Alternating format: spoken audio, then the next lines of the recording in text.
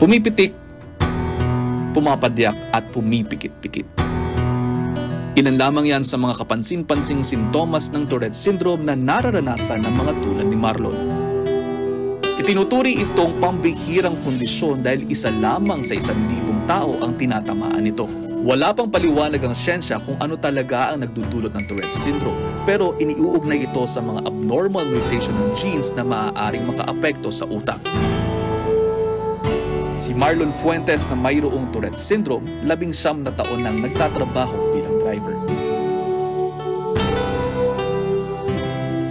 Bali, nag-start sa akin, sir, ano pa lang ako nun, mga 6 years old. 6 years old. Nagsimula sa akin yung mga sign niya, ganong edad ko, papikit-pikit na ako nung una. Okay. Mga konting yan, move sa mukha, mga walang mga tics, may papalit na iba. Kung mapapansin po natin, ang sabi ni Sir Marlon, siya ay unang nakaramdam ng mga tics at around 6 years old. Ito ay isa sa mga typical na presentations ng Tourette Syndrome kung saan ang mga bata ay nakakaranas ng mga tics katulad ng nararamdaman ni Sir. Around mga 2 to 10 years old, minsan nga hanggang 15 anyos. O yung iba, lumalabas din ito ng 18 anyos sila. Kaya itong mga ganitong klase ng mga tics, kapag ka po mayroon kayo nakikitang ganyan sa inyong mga kapatid o sa inyong mga pamilya, mainam na patingin agad sila sa kanilang mga doktor. Nung nagsimula yung dumami na siya, nung may pamilya na ako. Kasi siyempre, andun sa punto kanina, sa puntong masyado lang maraming iniisip. Kasi yung pasintex, nag-trigger sa kanya rin yung pag-stress ka. Okay. Siyempre, may pamilya ka. Nung time na yun, maliit ang mga anak ko, wala akong trabaho, hindi ako natatanggap. Una, hindi ako natatanggap dahil ganito ako. So sobrang mabigat. Kaya dati sa punto na parang yung isip mo hindi mapahingi. Ang nararanasan ni Marlon ay ang halimbawa ng tinatawag na motor tics o involuntary movements ng iba't ibang bahagi ng katawan gaya na lamang ng kamay, ng paa, ng leeg at ng mata. Nag-viral naman si Marlon dahil sa kanyang mga videos kung saan kita ang kanyang mga karanasan bilang driver na mayroong Tourette. Pag sa kanya pag nakatanan yung mga tics ko gumagana, so siya nagugulat sila. May mga time na parang sabihin na parang sir, pakitabi na lang, bababa na lang kami. Kasi parang delikado. Mga ganun scenario. Pero mukhang malikot man ang pagmamaneho ni Marlon, ni isang beses ay hindi pa raw siya nakaranas ng aksidente. Kaya sa kabila ng tila kakaibang karanasan ay wala pa namang buhay ang nalagay sa panganib dahil kay Marlon. Sa halip ay mas marami pa nga ang tila na bago dahil nabigyan ng inspirasyon ng kanyang dedikasyon sa trabaho. Kaya sa susunod na makakasakay tayo ng parang tila kakaiba, huwag muna po natin silang husgahan. Sa halip, ilagay muna po natin ang ating mga sarili sa kanilang kinalalagyan. Ingat po! At para mas palawigin pa ang usapan tungkol sa Tourette Syndrome, kasama natin of course si Doc Dex Macalintal. Good morning, Doc! Good morning! Good morning! Ang ganda ng storya mo at saka talagang ikaw talaga naka-experience kung paano nasa kalye nakasama siya. Tinanong ko nga sa'yo nung nagda-drive si Mark, di ba? Marlon. Hindi ka ninenervyos. Hindi po, kasi focus kasi sila. At itong mga taong may Tourette Syndrome, kapag mas focus yung activity nila, mas nagle-lessen actually yung kanilang Tourette's, yung mga tics nila. So, ibig sabihin, Doc, yung tics, hindi yan throughout the day. May periods lang o nag-iiba-iba yan per cases? Depende sa kalagayan ng pasyente. Kapag more stressed sila, mas tumataas yung probability na magkaroon sila ng tics. Pero kapag mas relaxed sila or mas focused sila, may posibilidad na mabawasan yan. And speaking of tics, Doc, paano yan pagtulog sila? Meron din ba silang gano'n? Ayan, good question. Tinanong natin kay Marlon kasi hindi niya alam kung kapag katulog siya, may tics siya. So, tinanong din natin yung asawa niya. Sinasabi ng asawa na minsan meron, minsan wala. Meron din tayong mga pasyente na may tics din sila habang tulog. So, nangyayari pa rin yung tics habang tulog. Pero kapag nandun na sila sa deep sleep, mas relax nga. Pagka mas relax yung state, nawawala din. Pwede rin masala. May pahinga pa rin naman. Pahinga pa rin. Dok, may question ako kasi dati, tinitignan ko yan Sabi nila dati magnesium helps daw. Totoo. Well, hindi pa siya proven. Pero tama po pwedeng makatulong din ang magnesium. Some people, diba? To relax it Yes, to down. relax. Kasi yung magnesium supplements po natin, nag-a-act sila sa ating mga receptors called the NMDA receptors. At maaari itong makatulong talaga sa pag may problema neurologically. So katulad ng kunwari, may migraines, may continuous seizures. Kung matatandaan ninyo kapag kayong mga nanay, tumataas yung blood pressure ninyo kapag kayo ay buntis.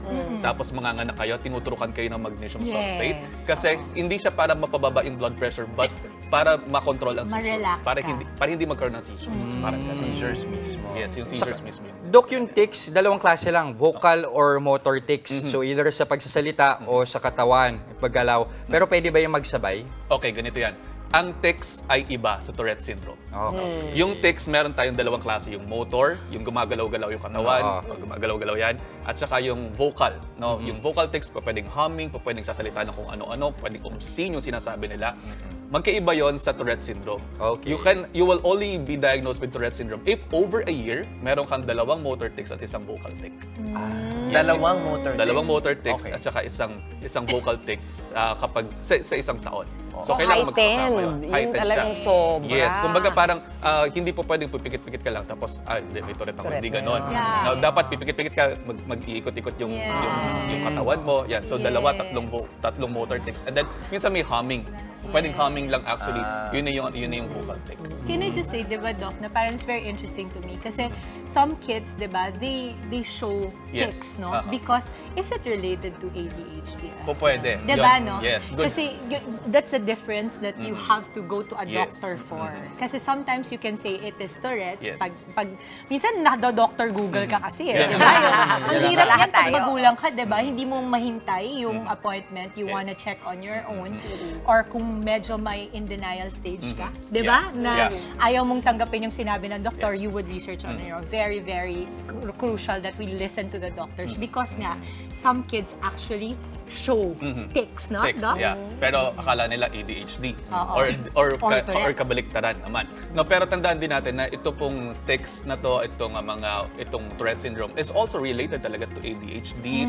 Meron din siya to anxiety disorder, OCDs, maaari din. So, kinakailangan talaga magpa-check up kasi you have to control all those symptoms para makontrol mo lalo yung Tourette. At yan, Doc, pwede ba yung maipasa sa mga anak nila? Yes, Meron sila? mayroong mga pag-aaral na sinasabi na genetic ito.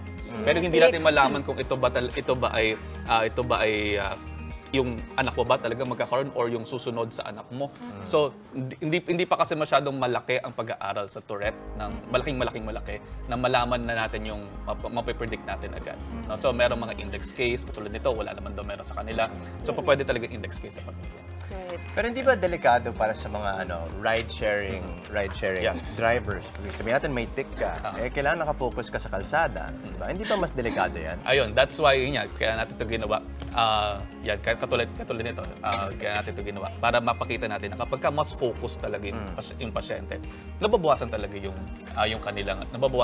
kanilang tics. No? So kaya Focus sila.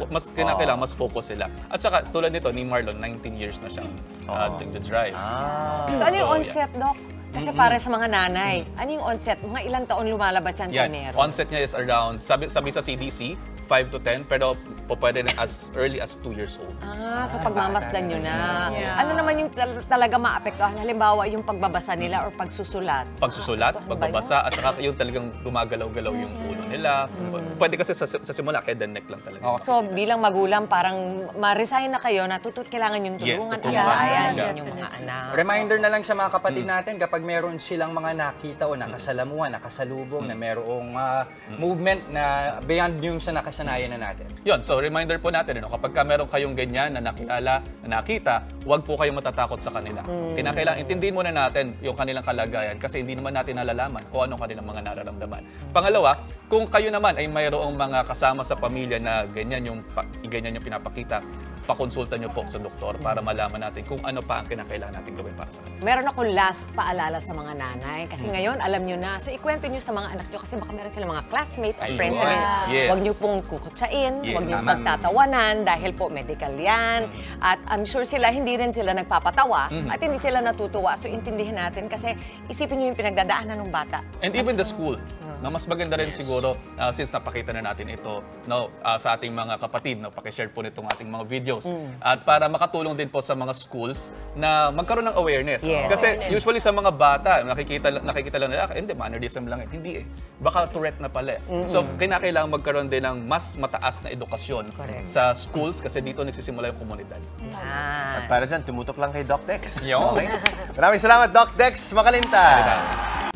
Mga kapatid, Chiki Roa Puno po. Simulan ang inyong araw na puno ng impormasyong kapaki-pakinabang.